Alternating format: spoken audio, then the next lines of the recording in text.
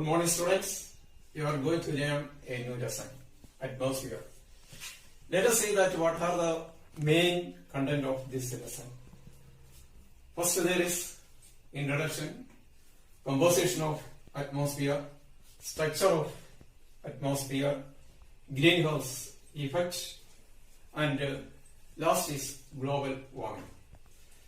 Let us see that how the atmosphere is defined. It is defined as a blanket of air that surrounds the earth. Then let us see that what are the main composition of atmosphere.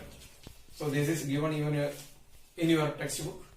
So from this diagram you can see that here 21% is oxygen and 78% is nitrogen and 1% is carbon dioxide, argon and many other gases.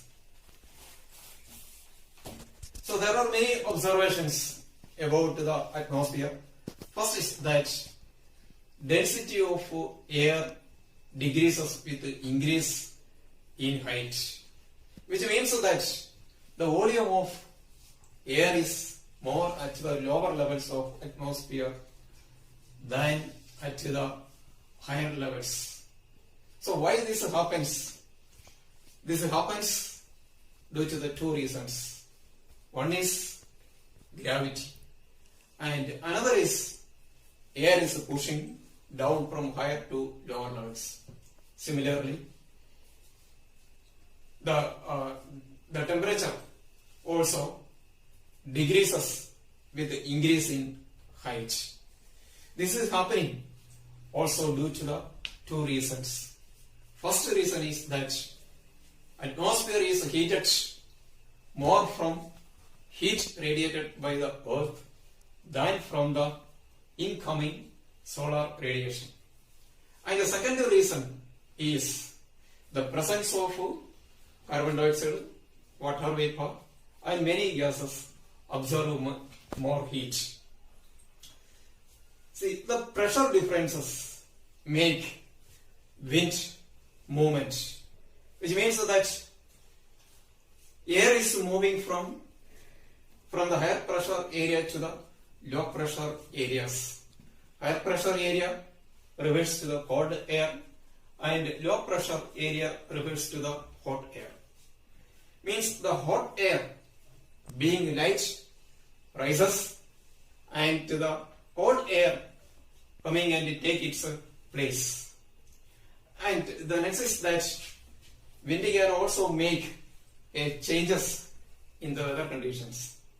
Means the wind is coming from the cold places can reduce the temperature of hot regions. The wind also carries moisture and gives the rainfall. And wind, the air has its own weight, but we are not feeling the weight because our body also exerts the same amount of pressure.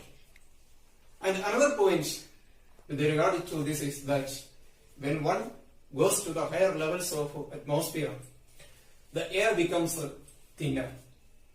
Due to this reason, the mountaineers carries oxygen cylinder with them. And another point is that air pressure is very high at the sea levels compared to the other places. So there are three factors affecting the atmosphere. Let us see that which are the three factors.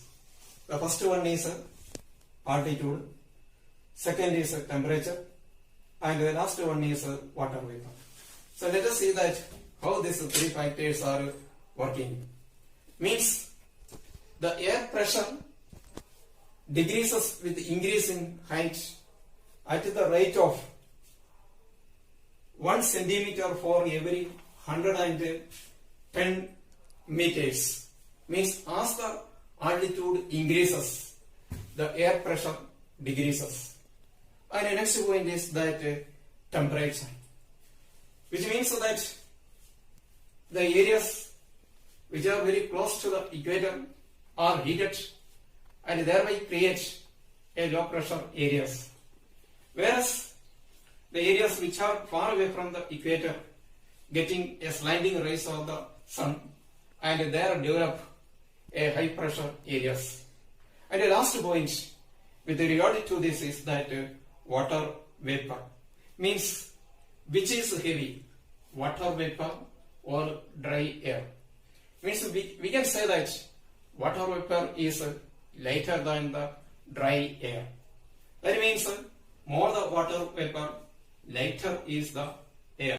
Yes, now we move to the another topic, that is the structure of atmosphere. Atmosphere consists of 5 layers. So which are these 5 layers of atmosphere? I will show you this from a list. So you can see from this list. First one is troposphere, second is stratosphere, third is mesosphere, fourth is ionosphere or thermosphere, and the last one is exosphere. So these are the different layers of atmosphere. The same I will show you from a diagram from your textbook. You can see from the textbook here. The first here the lowermost part is known as troposphere. Second is stratosphere. Third is mesosphere.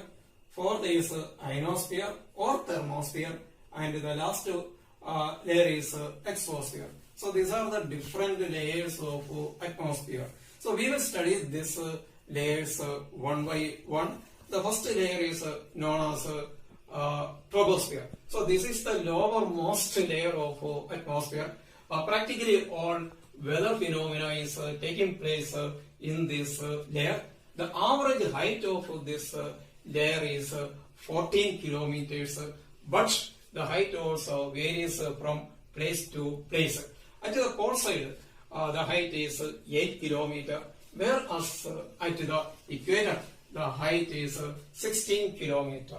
Another important feature of this layer is that it contains water vapor. Water vapor condenses into clouds and fog. And another feature is that excessive condensation leads to rain, hail, snow, sleet. All these process are together known as or collectively known as precipitation. And next feature of this layer is that it contains dust particles around which water vapor condenses to form clouds. And finally, the last feature of troposphere is that in this layer, temperature decreases with increase in height. Now we are moving to the second layer, that is stratosphere. This layer extends between 15 to 50 kilometers, or in latitude wise, it extends between 50 to 60 degree latitude. One of the main feature of this layer is that temperature does not change much in this layer, and practically no weather phenomena is taking place. But another main characteristic of this layer is that this layer contains ozone. Means about which you have studied in your previous class. Ozone layer is very important, which protect the earth from the ultraviolet radiation coming from the sun. And the third layer you are going to learn is that the mesosphere. It extends from 50 to 80 kilometers. And the main feature of this layer is that meteors coming from the space get bent in this layer due to friction. So meteors means it is a small pieces of rock that also get bent in this layer. And the next layer is known as ionosphere or the thermosphere. The main feature of this layer is that this layer contains molecules and atoms. So this molecules and atoms are electrically charged. This process is known as ionization. So this is occur due to the presence of ultraviolet rays, X-rays and gamma rays. So this enables this layer to make radio communication. And the last layer is known as exosphere. So this is the outermost layer of atmosphere, and in this layer, in small amount, the presence of hydrogen and helium is found.